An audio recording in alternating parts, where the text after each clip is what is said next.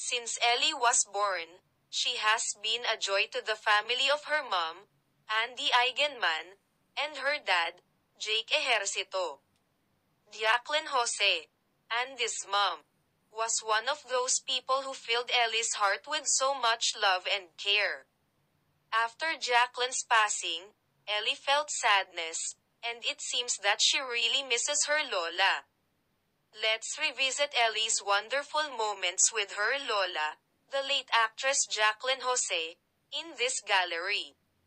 Lovang Lola Jacqueline Jose was a lovang Lola to Ellie, Andy Eigenman and Jake Ejercito's daughter.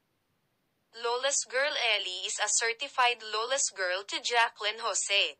Sweet. This photo featured one of Jacqueline Jose and Ellie's sweetest moments together. Kiss. Ellie and her Lola Jacqueline shared kisses to each other in this photo. Carrie. This photo shows how Jacqueline Jose loved carrying Ellie in her arms when she was still a baby. All smiles. Jacqueline Jose and Ellie were all smiles in this old photo.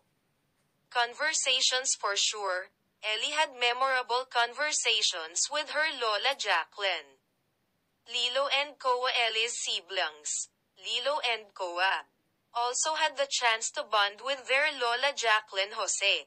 Forever. Jacqueline Jose will be in Ellie's heart forever.